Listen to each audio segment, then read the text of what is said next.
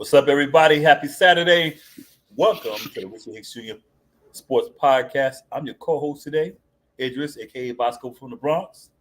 I got my host, the one and only master of the ceremony, Richie Hicks Jr. What up, Rich?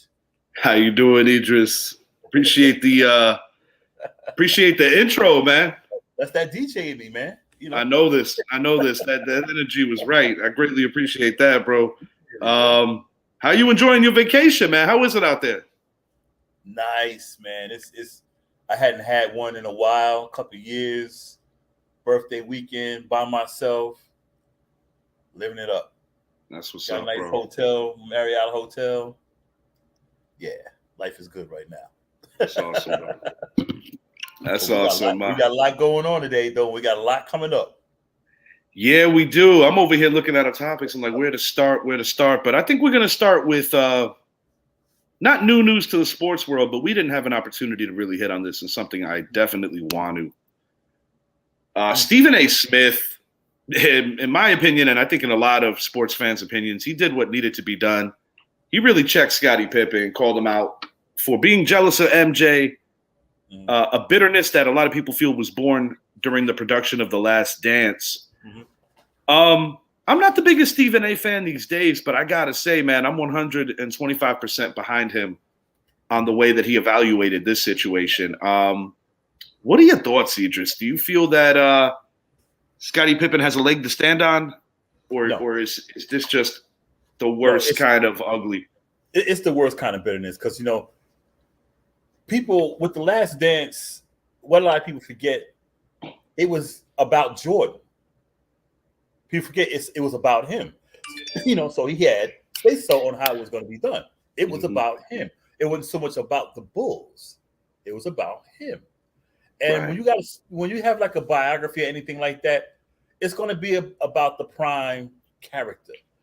Indeed. I mean, maybe he could have said more, but there's never been a time where Jordan didn't give kudos to Scottie. He said, look, I remember him saying Scottie deserved whatever contract he wants. He always said, I could not have won without Scottie. He's always said that. You know, he's never downplayed Scottie in any way. And for Scottie to say the stuff he says, saying how he was a horrible player and all this stuff, no, he wasn't. I saw Jordan in college. I saw him in the pros. Yes, he shot a lot, but he always did. He did that after they won. He always shot a lot. Bro, shooting guards shoot. That goes without saying, you know, and I think it's a fair statement because I kind of spoke with Brett about this too, that Michael Jordan exceeded his expectations. I mean, that goes without saying, but he wasn't the best player in North Carolina. That would actually be another fellow Hall of Famer, James Worthy. Right. Of Los Angeles Lakers fame, part of their big three in the 80s alongside Jabbar and Irvin Magic Johnson. This is the thing, man. What I like about what Stephen A. said is that he was very honest about his appreciation for Scottie Pippen as a player. He wanted to keep reiterating that Scottie Pippen is truly one of the all-time greats, which he did accomplish. You know, but I think it was more about if your feelings get hurt 25 some odd years later, to me, it's all kinds of crazy because it's like you were literally the Robin to the greatest Batman. Right. For at least 5 years, you were a top 5 NBA player, not just Michael Jordan's sidekick. You were a top 5 NBA player. MVP consideration in 1994 without Mike. A lot of people feel that were it not for the Hugh Hollins call, the Chicago Bulls would have beaten our New York Knicks. And I love the Knicks, but yes, I do agree that was a bad call and we caught a break. But I also believe the year before that was a little makeup for Charles Smith getting jacked up underneath the rim. So it is what it is. We take it. But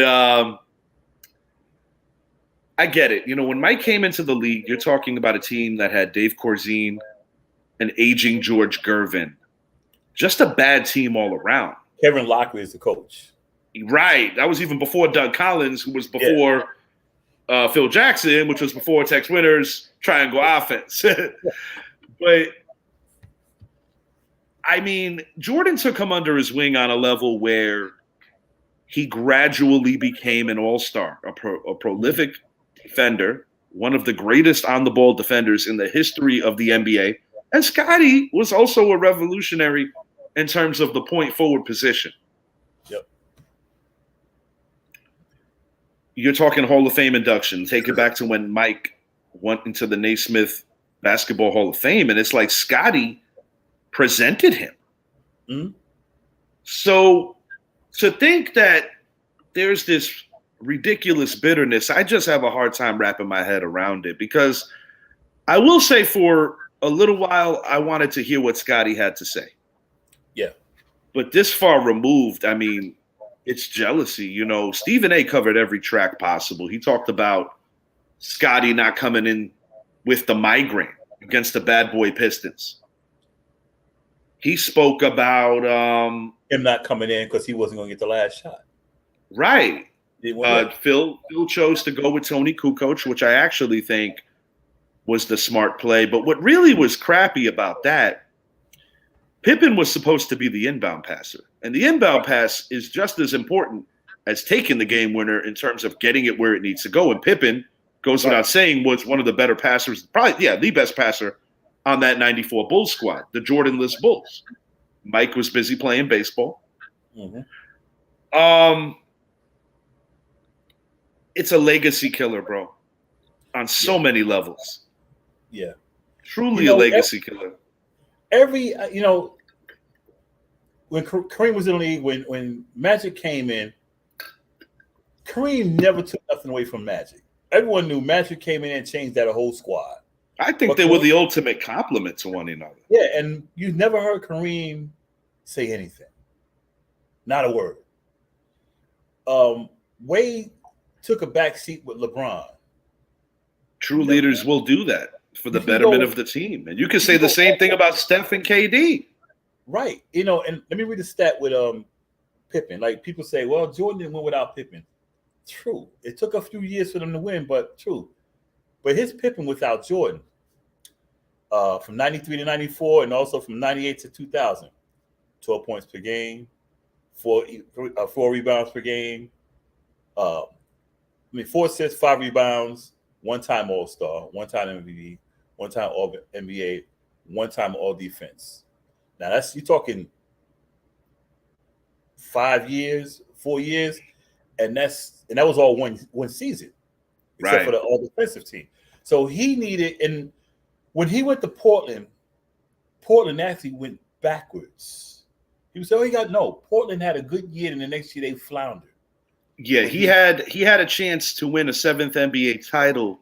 Yeah, when they had that 20-point lead Game 7. You're talking about, to refresh some people's memories, this was the team with Rasheed Wallace, Bonzi Wells, who I like to call Mini Jay-Z, because that dude looked just like Jay-Z. He looked just like him. They had Brian Grant on that team. They had a team. They had Damon Stoudemire. They were a very good team. Pippen served as a very valuable bench piece and sometimes a starter. The experiment in Houston didn't work out with Dream and Barkley and himself. But the thing about that, how he said, no one liked Jordan. We all know. But from what I heard, that Portland team didn't care too much for Scottie either. So I'm given what I know now, yeah, I'm not surprised. Like, I was very impressed with what Scottie did in 1994 from an individual standpoint. And he also won the All-Star MVP that year. And that's when the All-Star game actually mattered. That didn't matter, yeah. I truly believe that he showed his worth. When you almost make it to the finals, because you're talking a Hugh Hollins bad call, the Hubert Davis foul. Yep. You can't revise history, but I do believe the Chicago Bulls would have defeated the Indiana Pacers. Would they have beaten Houston? I'm not too sure, but it would have been a hell of a series. Mm-hmm. Even without Mike, it would have been a hell of a series. And this is something that Brett and I spoke on recently, because we're also in the process with the NBA season winding down, doing all these all-time rankings for different positions. But to sum it up in a nutshell, Michael Jordan is tied with 2 others in terms of all NBA first team accolades. That would be Gary Payton and Kobe Bryant. Yep. We know what he did 10 years being an NBA scoring champion. Mm-hmm. He's number 3 in the NBA finals in terms of points per game. He's also 6 for 6. And he played a lot more games than Rick Barry. You know, Rick Barry has that, but Jordan played about 20-something more games than Rick Barry. Mm-hmm. No knock on Rick Barry, just, saying when you play more games and keep that average up, it's more impressive. Right. I don't know if there's more to this. I know Scottie lost his son a couple of years ago. That's a tragic situation. His son was in his young 30s. Mm-hmm. And educate me or correct me if I'm wrong, because I'm not really all with the TMZ gossip, but I understand that one of the Jordan boys is with Scottie Pippen's ex-wife. Yeah. That's crazy. I on some level, I gotta think there's gotta be something there with some of this venom. It's gotta be, because it can't just all be about the last dance. I have a hard time believing that, because Scottie went from anytime he came into a panel and sometimes would participate in GOAT conversations, mainly surrounding LeBron, because he's always the guy that gets compared to MJ, always having MJ's back. Always. But you look at the body of work, and it's no knock on being a number 2. No. But my takeaway is Scottie Pippen never truly had that intangible that would make him a leader. Because do I necessarily believe, let's say Houston was a bad experiment. He did ball out the first year with Portland, and to your point, they did kind of flounder, as you stated, after that. But I don't feel that Scottie's heart was all the way in, even if you look at The Last Dance. And, Stephen A. cracked him on that too, and was like, when you walked off the court, Michael Jordan had nothing to do with that. Mm-mm. And do you want Michael Jordan to essentially take Magic Eraser and undo the history that you were you can't call a guy a bad teammate and not go in a game. Right. MJ would never pull that shit. You basically quit on the most important, at the most important time. They were facing an 0-3 hole against the Knicks, were it not for Kukoc making a very difficult shot over the late Anthony Mason. Right. And you quit. You basically said no. You show selfishness. So you can't talk about how Michael Jordan's a bad player. He never passed the ball, blah, blah, blah. We knew what Michael Jordan was when he came into the league. He was good. He was real good. Indeed. But did anyone expect him to be what he is? No. But he came in. I mean, if you didn't like the show, just go, look, man, I don't like how, like Craig Hodges said, it could have been told a little bit different.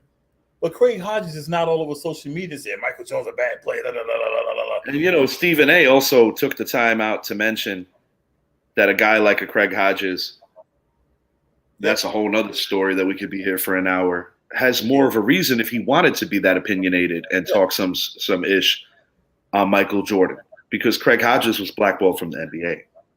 And see, Craig Hodges, his main thing is how, Jordan never really did anything socially. That's what his be. I mean, And there is some validity to that. And I think it's like anything else. I have had these conversations among circles of family and friends about Mike's character or what he truly cares about. I even know that some of the rappers, I remember reading about this on Drink Champs or hearing about this watching Drink Champs. Yeah. How I'm trying to remember who the rapper was. It's slipping my mind right now. But basically, he said that he was addicted to being a fan of MJ. And MJ just kind of shooed him away. Chameleonaire. It was Chameleonaire. Okay. Yeah. I thought it was, but I wasn't sure. Okay, thank you for so, and I think this is a generational thing too. Yeah. Michael Jordan didn't necessarily grow up in the household. He was more of an R&B guy, if you really want to break it down. He was more into, hell, even if you want to take it back to like Gladys Knight, like that era of music. Yeah. MJ wasn't, and I guess to Craig Hodges' point, if you are promoted in a certain way amongst the hip hop community, amongst the black community, so to speak, it is a little flaky if you're not embracing the people who worship you, literally worship you. Yeah. You know, it was laughable and do the right thing when the dude in the Larry Bird shirt scuffed up that kid's Jordans. But truth be told, that's a thing. And then, you know, you could open up a whole nother can about the affordability or lack thereof of Jordans. And we know about, you know, a lot of senseless crimes just to, you know, we already know, you know, in that city in Chicago. You know, he did make a massive donation, I believe, for his 60th birthday to the Make-A-Wish Foundation, which is admirable and applaudable. He's done a lot of stuff. I found even when I was living in Charlotte, he did a lot of stuff. People didn't know about it because I had learned when I lived in Charlotte. He doesn't mention it because he's done a lot of stuff, but he never mentions it, and that's why people say he doesn't do anything. And I'm not, and don't get me wrong, I'm not stroking Mike. I'm really not. But he does a lot of stuff. He just doesn't advertise it. Well, similar to Charles Woodson. I remember when Charles Woodson, with his own money, built a children's hospital. Right. And he didn't even want the clout, but they found out about it and asked him to talk about it. You know what I'm saying? Like with the MJ thing, I think what Stephen A. wanted to do, and he did a good job of, is that he wanted to keep it in between the lines. He didn't want to alter this into other stuff. I know, like Colin Cowherd, when he was speaking on it, he made it more about MJ off the court and all this other stuff. And it's like, at the end of the day, bro, you're playing with like funny territory because nobody on this planet has the right to tell anybody what to do with their money. That's number one. Right. Number two, it's like you got to catch all the receipts if you're really going to talk about what a guy does and doesn't do. Now, is he a philanthropist like a Kobe Bryant, or is he worldly like a Magic Johnson, right? Or is he about the activism like, say, a Kareem Abdul-Jabbar? The answer to all three of those questions would be no. Yeah. But you know, at the end of the day, this was about basketball. Yeah. You know, do I like Mike off the court all the way? I tend to agree with some of the panel on Drink Champs with some of their issue, because it's like anything else. When you're showing love to a guy like that, you know, it would be nice to feel that there's a little more reciprocation in terms of appreciation. Exactly. But at the same time, to play the devil's advocate, even on my own point, when you're the most famous man on planet Earth, I mean, Stephen A. said it best. He was literally on the level of a Michael Jackson as the most recognizable person in the world. Sure was. You know, and when you're getting compared to Michael Jackson for anything that has to do talent-based or fame, that is a big deal. Yeah. And I mean, you know, we even saw it in The Last Dance with Barcelona, 92. And look it up, and like that life-size, you know, and the way Nike capitalized on the deal. I don't know. I know Brett brought to my attention about watching the movie Air. I got mixed feelings on it. It wasn't terrible, but I wasn't like blown away with it either. Yeah. But getting back to like the thing we're getting at, I consider Scottie Pippen potentially knocking on the door as a top 5 all-time small forward, and we're going to do the small forwards show in the near future. Mm-hmm. But as Mike goes, he's the greatest player ever. There's everyone else beneath Mike, and that's no slight on Irvin Magic Johnson. That is no slight on Kareem Abdul-Jabbar. That is no slight on the late, great Kobe Bryant. Mm-hmm. I just feel that from a dominance level and the way he took the game globally, you have guys that hit the mountaintop, but then other guys were eaten. I could honestly say that Michael Jordan is the only player in my memory or my lifetime that never fell on that pedestal once he hit it. Right. The only thing that stopped the Chicago Bulls was Jerry Reinsdorf, Jerry Krause, and Michael Jordan himself making some decisions post the murder of his father. He wanted to fulfill a childhood dream to try to play baseball. He came back. He three-peated again. Before the three-peat, he had a hiccup. He got smacked by the Orlando Magic. Yeah. Filming Space Jam, we know the story, man. You know, he went to work.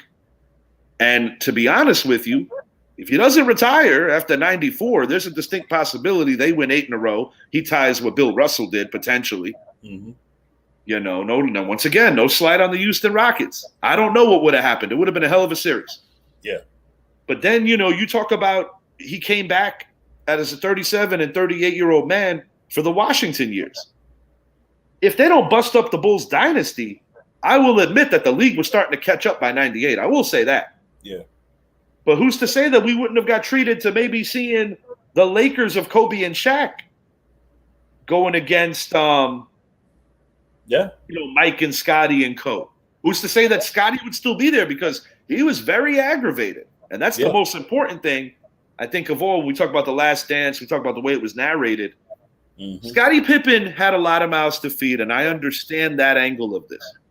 But he was warned by many a person to not take that contract. Sure was. And also, and I didn't even know this, I found this out a week ago listening to Stephen A., that Scottie turned down the Nike deal. And we all know how lucrative that deal was. I mean, Magic Johnson made a lot of beautiful business decisions, but he will admit that the one that he truly regrets is not being the front man for Nike, because he had that opportunity before Michael Jordan.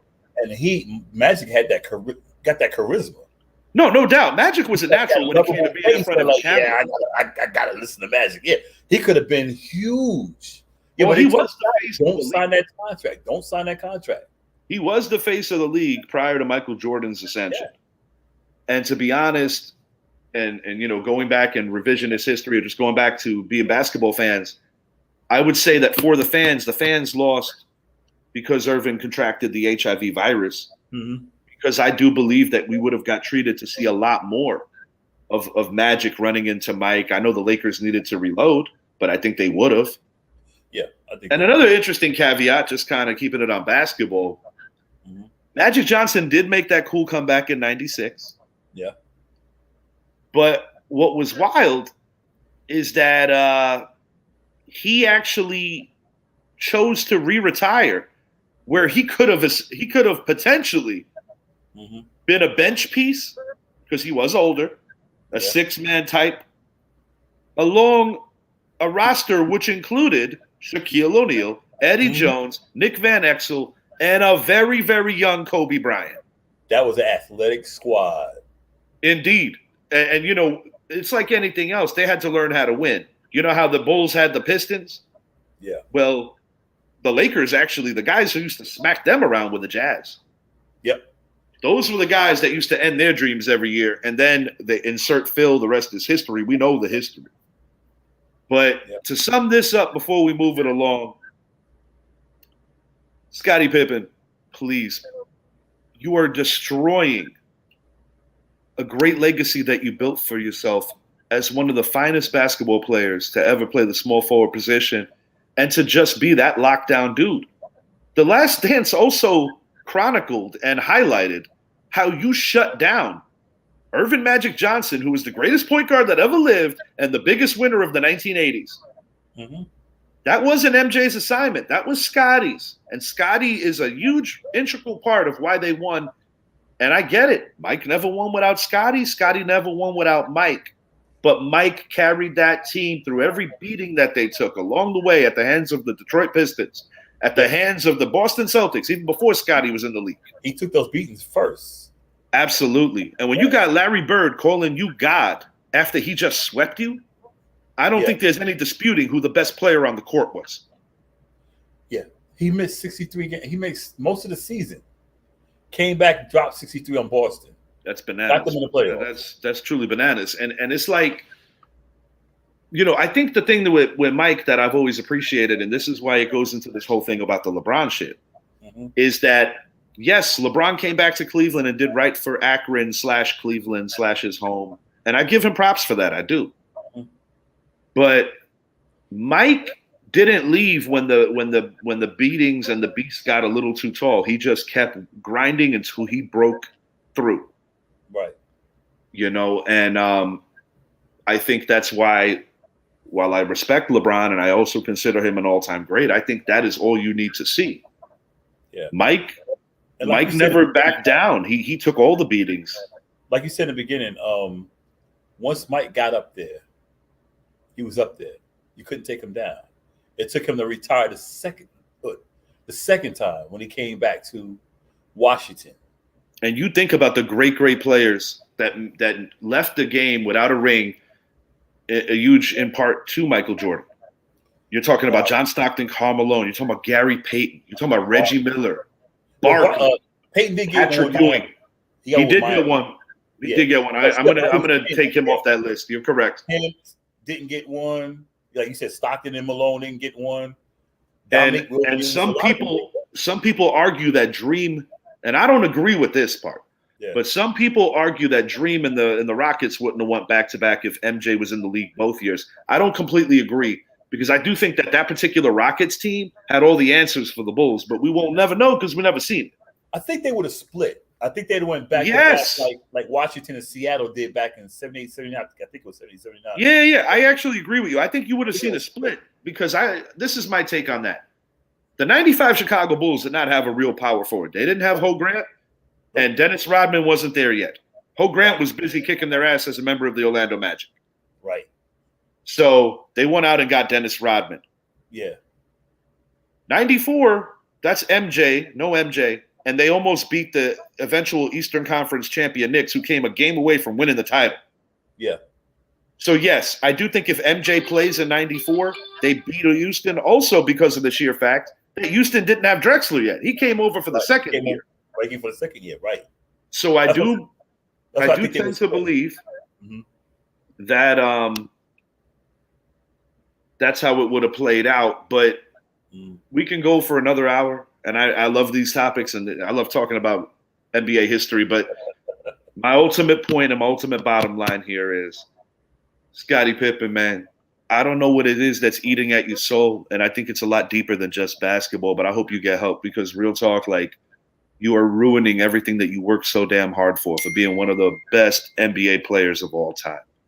Come on, man. You're better than that. At least I think you are. Enough, bro.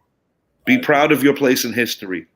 Because a lot of people envy your position as the second best player on a dynasty with 6 rings. A lot of people would love to be Scottie Pippen if we're talking about an NBA career. Exactly. And he did posterize my guy Patrick Ewing. Yeah, don't worry. I can't watch that. I try to black that one out. Yeah. We got the New York Mets. Got to speak on this. My brother from another mother, Mr. Richie Dorney in Long Island, he's so checked out with them and pissed off with the New York Mets. Pete Alonso, wrist injury, similar to what happened to Aaron Judge a couple of years ago for the Bombers. Idris, I know there's a lot of baseball left, but do you think the Mets are finished? Yes. All right. I'll tell you why. I said it last year, but it took a little bit longer than that. Yeah. I always say Buck Showalter is a good manager. Not great. He's a good man. He can motivate teams. He can get them going. Let's go. Let's do this. But like with the Yankees, like with the Rangers, like with the Orioles, that adversity. His team struggle with adversity. When it's time to show and prove, they don't do it. Look at our Yankees when he had them. Look at the Orioles. They had the worst record. I think the second worst record of all time. Texas Rangers. It goes on. And their pitching is not doing what they're supposed to be doing for obvious reason. Pete Alonso's gone. I mean, that's a final, by the way, kids. The Yankees just finished up the Boston Red Sox 3-1, evening that series 1-1. I'm sorry to interrupt you, Idris. No. Hey, whenever the Boston Red Sox lose, especially against the Yankees. Yesterday was a tough one. That was a kick in the groin. But continue talking about the guys from Queens. You go right ahead, Idris. I think they're done. I think they're done because Atlanta's going to run that thing, man. They're going to run that thing off. You know what the real surprise is in that division to me? I'm going to hit on the Mets in a moment. Yeah. But, man, the Miami Marlins, bro. Don Mattingly left because he wasn't pleased with upper management. And I also think that he had a nice rapport with Derek Jeter. Yeah. And when Jeter left, the other captain of the Yankees was like, nah, I'm good. I like his situation in Toronto. I've said this on other shows. I think Donnie will get that job. As the Mets go, we've said it. We said it in the preseason. We've said it during the season. Yeah. Yes, Max Scherzer and Justin Verlander are both going to head to Cooperstown, no problem. Mm-hmm. But when you invest that kind of money into 2 guys, one guy's 37, and I think Verlander's 40. Right. Or 41. He's up there. 39, anywhere between 39 and 41, whatever the case. These guys are old. Mm-hmm. Kadai Senga is a great pitcher, and he's only going to get better. He is still learning the ropes in the MLB. He's going to be awesome. Yeah. Edwin Diaz, arguably the best closer in baseball. We'll see how he responds after that unfortunate injury in the WBC. Yeah. But it's Buck's going to pay for this, whether it's his fault or not. You can't go in with these World Series expectations. Mm-mm. The one thing that my buddy Richie Dorney said, and I agree completely, they did the right thing by letting DeGrom walk because we see what Zappy's team just paid him. We wish him a speedy recovery, one of the best in the game. Yeah. It's a lot of things with the Mets. I don't think it's one particular thing. I think that they overinvested in a guy like Lindor. When you look at the back of the baseball card, he is another shortstop that is overpaid. Yep. I put him in the same category as the Manny Machados. Guys that are too expensive, that are not producing, that speaks good enough for those contracts they get. You can find adequate comparability for someone that can play that position and make a lot less money. Scherzer and Verlander, when they're on, they're on. No doubt. We know about Scherzer. Oh, absolutely. We know about Justin Scherzer. Verlander as well, hurting us with the Houston Astros over the years. Right. But Verlander does have a bit of a bad rap for struggling in certain Octobers. But my ultimate point here is this team is not built the right way. You're hurting at third. You're hurting at DH. Yeah. I know that there's been rumors that even Pete Alonso might want out of town. Wouldn't surprise me. I personally don't think the Mets are going to allow that to happen. But that could be a mistake in its own right. They got a hell of a payroll, man. Pete Alonso is a hell of a home run hitter. I'm going to say that. Oh, he'll smack it. He's very prolific, comparable to what we have with Aaron Judge. Yeah. But where Judge separates himself from the entire field in Major League Baseball is that he hits to all fields, similar to the previous captain, Derek Jeter. Derek Jeter did not have the power of an Aaron Judge. He can play the field. Both, put him at, Yeah, his exit velo is historical. It's not just right now. Yeah. Him and his teammate, Giancarlo Stanton, that exit velo is historical on home runs. Historical. Yeah. But the Mets, I have a couple of suggestions for a couple of fixes. Just throwing it out there. Yeah. You got to come to terms with the fact that you overpriced some of these positions on this team. Yeah. If I'm the New York Mets, I'm shopping Max Scherzer. Yesterday, I'm doing that. Yeah. You have to. You got to find a trade partner that can give you young assets because the Mets have pieces. Mm-hmm. A new voice is needed. I hate to say it because I myself wanted Buck to succeed, even though I don't care for the Mets, because I do believe that it was unfortunate that he didn't at least catch one with the Bombers. Yeah.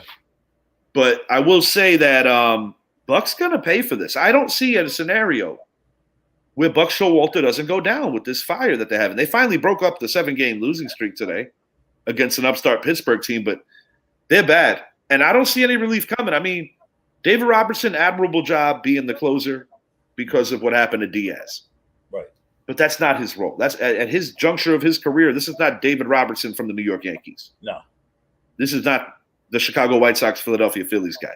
This guy is not meant to be closing games at that level right now.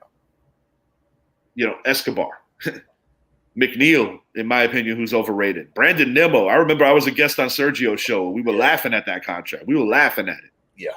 Back in December. I remember that. Yeah. And I think Uncle Stevie, so obsessed with wanting to kind of do a rerun of history and just be like, hey, I got the big wallet. I can get whoever I want. I think you guys, you got guys that you overpaid. Bottom line. They did a lot of talking in the offseason. The Mets need to move some of these big contracts, and they need to get young again. Because when I look at past Pete Alonso, and yes, Lindor's a good player, but I still think he's overpriced. Overpriced, man. I mean, look at what we got. We got Volpe, who, yes, I know some Yankee fans are frustrated. They're talking like IKF's playing better. Maybe Volpe needs to get sent down. They're taking the big window approach with him. Yeah. Best advice I could give the New York Mets right now, you got to take the big window approach as well. Because for years, they ran Jacob deGrom to the ground and just hoped that they can get lucky that he would be healthy for an October and can kind of carry him. And it's a shame with deGrom. It truly is, because he is really one of the best talents I have ever seen. He gave his all for the Mets. Gave his all for the Mets. The way he got used up is similar to running backs in the NFL. Yeah. They do get treated like cattle to a level that I don't like the way the Mets handled him. I think when deGrom comes back, he's best suited to be a middle relief guy or possibly a closer. Yeah. Because with his kind of stuff, coming out even for the long closes, 8 and 9, that could be devastating. Because I look at this Texas Rangers team, they have excelled without really a big contribution from deGrom. Guys are stepping up. Yeah, you have an MVP candidate. You have a Cy Young candidate in there, and Nathan Eovaldi. They're a legitimate threat this year. When deGrom is on, he's on. I mean, the guy got that stuff for you. And I felt, like I said, with the Mets, I remember the years he was going 13-12. He said, how can he win the Cy Young Award? He was balling. It was terrible. He had such a phenomenal ERA, but he would never get run support. No run support. I seen him pitch in the city. It was actually it was actually when I went to see Saquon's first pro game. Yeah. My buddy Rich, huge Met fan, we went to see them play the Phillies, and I got to see deGrom really show out. Yeah. And as a baseball fan, even though I'm a Yankee fan, I appreciated being able to see that talent. But 2-0, 1-0. I'm like, y'all couldn't get one run for this man. I'm going to call it now, and I might get laughed at for saying this. I have a suspicion that Buck Showalter is going to get canned. Maybe not this season, but at the year's end. They might let him ride it out. Yeah. I have a funny feeling Carlos Beltran is going to take that job. The guy they originally hired. Yeah. Similar to Alex Cora. Alex Cora got banished for a year, came back with Boston. Yep. Yeah, so as this year goes, Met fans, the best advice I can tell you as being a fan, because I've seen this show with the Yankees in years past where they overspent and they just did things backwards. It's been a while since we did that. Yeah. But the point is, move the assets that you could get value for. Yeah. And you got, and in addition to that, you got to build the culture, because when I look at the Mets, I see a lot of good players, but I don't see guys that have the track records of winning together. Nope. You got to play together to win. Lindor, I don't see the big allure with him. I don't. Just a lot of money. Jeff McNeil, I read conflicting reports that his teammates don't even like him. That's bad. And like I said, Scherzer and Verlander are both going to the hole, but they're not getting there for anything they did in the Mets uniform. No. That's it. That's it. It's actual Dodgers. And before we move it along to the NBA Finals, I'm going to just make a quick mention for the Yankees. Weird little fact here. Aaron Hicks hitting over 300 since joining the Baltimore Orioles. And I think the weird thing, because I know that a couple of years ago, there were a lot of memes and a lot of comedy about the curse of the Gallobino when we let him go. Yeah. And is it going to be the curse of my namesake? Because since his departure from the Yankees, which was about 2 weeks ago, we've lost Harrison Bader, Captain Aaron Judge, as well as Nestor Cortez due to injury. Yeah. I think it's more coincidental than anything else, but Yankees have a whole second half to get things plugging in the right direction, but we definitely need some health. I do like the grittiness of this team, and I'm also enjoying the fact that our bullpen is doing it on that level, but we need these starters back, because what's going to happen if these guys are not consistently giving us 5 to 6, at least 6. You need 6 innings out of your big three in the rotation, and one of the big three hasn't even pitched this year, Carlos Rodon. But what's going to happen is you could get a repeat of what happened last year or the year before last year when your pen is burned down. Yeah, that is my concern with the Yankees. But one thing that I've appreciated about this team is that it just seems like guys are finding ways to step up. Willie Calhoun has proven to be very valuable, which was kind of a surprise. Greg Allen just can't catch a break. I was happy to see him come back. He's out 6 to 8 weeks now. We're missing 2 of our starting outfielders.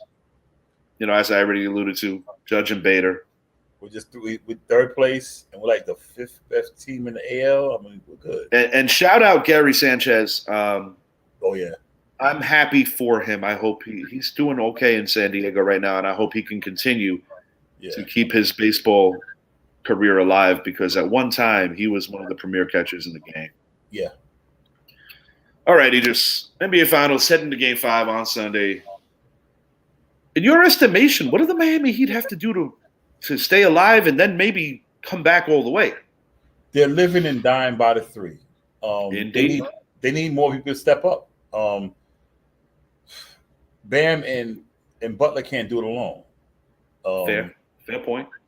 I just had his name in my head. Oh shoot. And Caleb Martin, Strus. Strus. Strus he's got the hit. Yeah, he's getting the looks. He's been getting the looks. Martin's stepping up. But they need more than that. They need a bench. The bench needs to give them 20 points. Because looking at that last game, they sat Joker down for 5 minutes and didn't lose a beat. You were supposed to go out there and run them off the court with Joker sitting on the side, sitting with 5 fouls.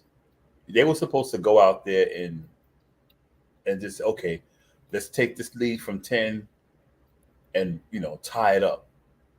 They couldn't do it. In fact, it got worse. Mm-hmm. And when Joker came in, then they sat him, Joker down for the last few minutes. And it's like, and I always felt the league, I think people shoot too many threes. It's like every way down it's a 3. They're not setting up offenses. And Bam came out balling in Game 4. He came out balling. He was in the paint, and he started launching them threes. Everyone started shooting threes and clanking them. Yeah. You got to play to your strength. Yeah, I know you're good at threes, but Bam is a baller. He's inside. Yeah, he's grown a lot in these particular playoffs, and as much as it pains me to say this, I really saw a lot of that growth in the series that took out our New York Knicks. Yeah. But this is what I'm calling for. Denver was the best home team in the league for a reason. They busted up. They finally lost that Game 2, which broke up a substantial winning streak. Yeah. But this is the thing. Eric Spoelstra's been here before. Yep. Therefore, I think the Miami Heat are going to save their best game for tomorrow of the year I'm talking about. But the God's honest truth to me is like, yeah, they might steal one tomorrow because I think they're going to be playing desperate. I'm calling it. I originally called it 5. I softened it to 6. I'm going to say Denver in 6, and they're going to celebrate on Miami's home floor. I think on Sunday, Miami is going to give their best showing of these playoffs because they absolutely have to. And Eric Spoelstra, to his credit, is going to get the most out of everything. And even if they lose tomorrow, I'm going to call for a much better performance from start to finish. But I will say this. A lot of those rotational pieces that are on the Heat are not going to be there in those same positions next year because I think what the Heat have done this year is a true overachievement. Yeah. You don't have the answers. Denver's too lengthy. They're too big. And quite frankly, they're just more talented. They are. And, Joker, I'm still calling 5. Joker, I watched him. I mean, I literally just watched him play. Just watched him. And I'm like. He's making it look a little too easy. It's like his eyes are going around his head because his passes are like. It's like, it's insane how he and I always tell people, Joker plays like somebody who's ready to get a drink of beer. Look at him going up and down the court. It's like, man, we got to do it. He just has that look like I'm not in it. But before you know it, he got 28 points, 10 rebounds, 10 assists. He's just gunning. I'm like, he doesn't look like he's playing hard. And it's hard. It's hard to feel that. It is so hard to buy into and feel that the NBA that the voters didn't get it wrong And having Joel Embiid win the MVP this year. Because when we saw the way that he won home in that series, yeah, man, Joker reminds me of Steph because he's a player that it's hard not to like him. Well, the thing that I enjoy about Joker, yeah, he just does his job, and he's not about all the extra. Nah. Like I know that your buddy Kevin Durant, recently took down a tweet again. Again. And I'll be honest, I don't think it was from a malicious place. I think he was just playing. Yeah. But of course, I gotta go say some shit back, and I was like, he's actually concentrating on winning a championship for an organization that has never won one. Kevin Durant, you can't relate. Nope. He joined the superpower, It's funny. He was the 41st pick. You look at him, you look at Giannis. Mm-hmm. Two guys who come from teams. They said, look, this is where I want to be. Yeah, you're talking about breaking hexes, bro. 50 years in Milwaukee, and Denver never won before. 49 years, and they never even been to a championship.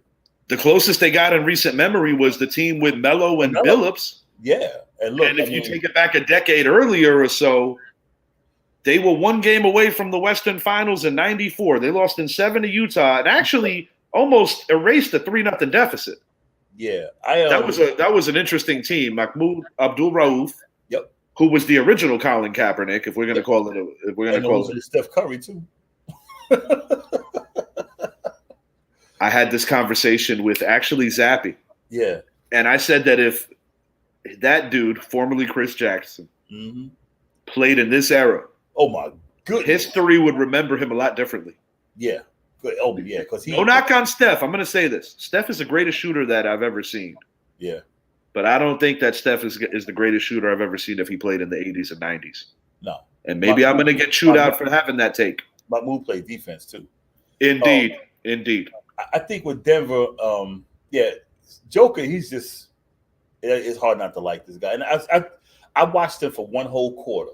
I just watched him. I was like, this guy is actually like, he's scanning the floor. And I said, okay, he's looking at the floor. That dude's playing chess, bro. He's playing chess. Real talk. that dude is playing chess. And I'll tell you, man, when you look at like the recent champions, the grace of the big man is coming back. I believe so.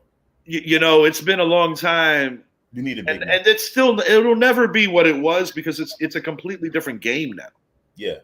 But the one thing that is still relative and still pertinent to what these guys are doing is that they literally look like the biggest guy in the court. And I'm not talking about tall. I'm talking about that they are outwilling their opponents because Giannis does a lot of things. Yeah. But at the end of the day, I attribute both their games to just they outwork you and they grind until you submit. That is two commonalities in both their games. I love watching Joker play, man. Joker's a boss, and let me tell you something, man. Denver's not going anywhere, and a young dude. That's a young team. And I'm gonna give the Lakers a quick shout out. No knock on Miami; they are in the finals, but the Western Conference is a lot more stacked this year. I want to say that. Yeah. And I also believe that the Los Angeles Lakers, even though they got swept, I think they played a better series in terms of being in more of the games. They did. Because Miami, to me, never, even when the score gets shaved down to single digits, I never truly feel that they're in the game. And if you revisit game 2, I believe that Denver, they had a bad moment, a moment of inexperience where they allowed a few bad calls, particularly that goaltend on Bam that got called off. Yeah. And then the crowd saw it on the big screen. And I think Denver allowed themselves to unravel. They got checked by their coach and they tightened up. Yeah. I think with the Lakers, I give them credit because they got swept, but you know what? The Lakers probably couldn't finish. And not to mention they were the 7th seed in their own right in a much tougher conference. Yeah, they just couldn't finish. And we're Knicks fans, but I keep it honest here, and I'm proud of what my Knicks did too. I mean, I don't consider Miami the typical 8th seed. But I think that's a tribute to their coach. Yeah. Coaching matters, man. Because you look at Mike Malone for Denver. Yeah. The way he is, he has that. When I listen to him talk, he kind of reminded me of the way Kobe said, "Why should we be celebrating? Right. The job is not done." When Right. he said, "This is not," I said, "That's Kobe right there." He said, "We're not done yet." Yeah, Kobe was a different kind of dude, man. To say he's a generational talent, I even think that gets thrown around a little too loosely and a little too frequently nowadays. Yeah, I think they use that in terms of actually play on the court, but they're not using up here. They're not using up here. Mm-hmm. Mike Malone, I listen to him talk to his players and he holds everyone accountable.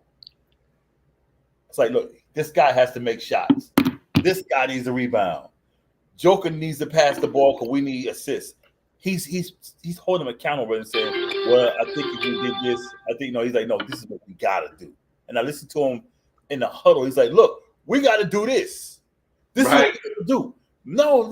I mean, he's like, "This is the business. That's what we got to do." He's not sugarcoating, and I like that out of a coach, and that's what makes Spoelstra so good. Because Spoelstra, he's the same way. Well, he learned from Pat Riley too. He went from Pat, yeah. And Pat Riley commanded excellence, and I said this to you. I believe it was yesterday we were chatting. Yeah. And I told you that I feel that Pat Riley, not getting that Knicks gig, where he wanted more power, essentially what Miami granted him, is what changed history in a negative way for the New York Knicks. Yeah. Because there is absolutely no reason why the New York Knicks shouldn't have made that move. I mean, the man had the championship pedigree. Right, exactly. Winning the championships in Los Angeles. Then he goes to Miami and wins one with Dwayne Wade and Shaq. I mean, yeah, I truly Shaq don't was on the believe. bench. That's the thing. Shaq was hurt. Yeah, Shaq was going through a lot of things.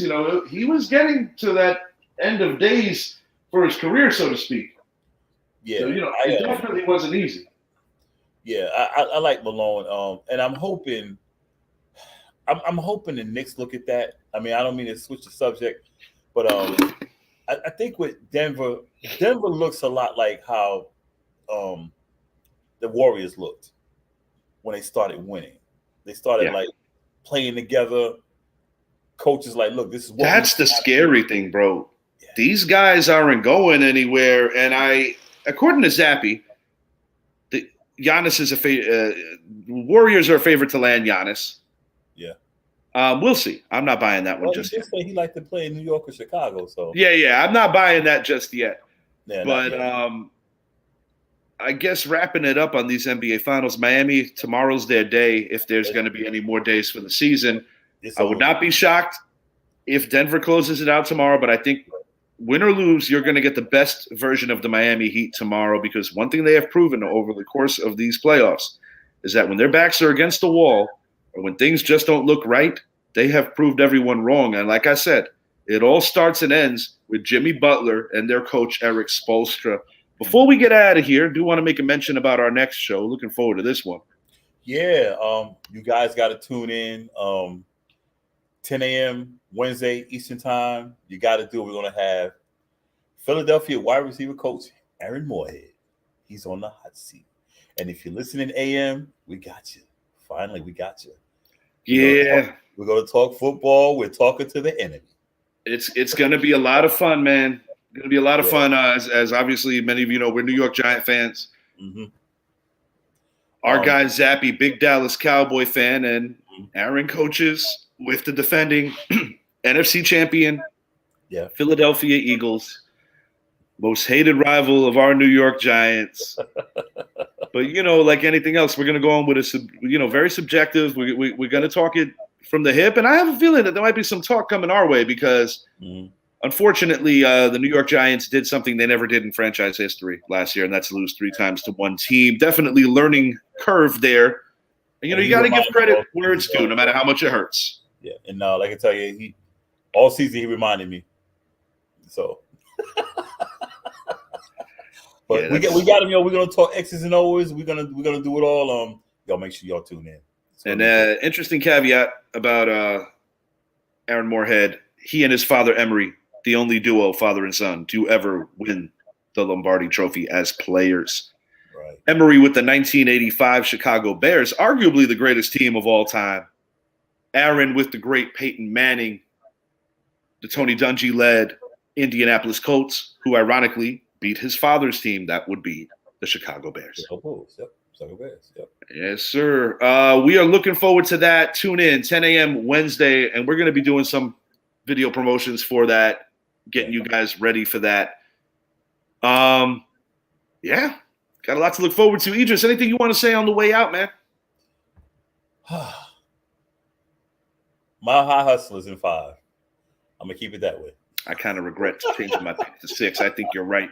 I had to play. I had to just kind of pull the Brett and kind of pick something I didn't feel all the way about, just to see if we. But I will say this: if anybody can surprise them and beat them twice on the road, it is Eric Spoelstra. It is the Miami Heat, because you know. And if you look at your NBA history, win or lose, when Miami's in the finals, it always seems to end on their home floor, one way or the other. Right. Yeah. For my guy, Mr. Idris Salam, I am your host, Richie, and I appreciate you guys watching. Check us out on Wednesday. We're going to have an excellent show. Looking forward to it. Yes, sir. We are out.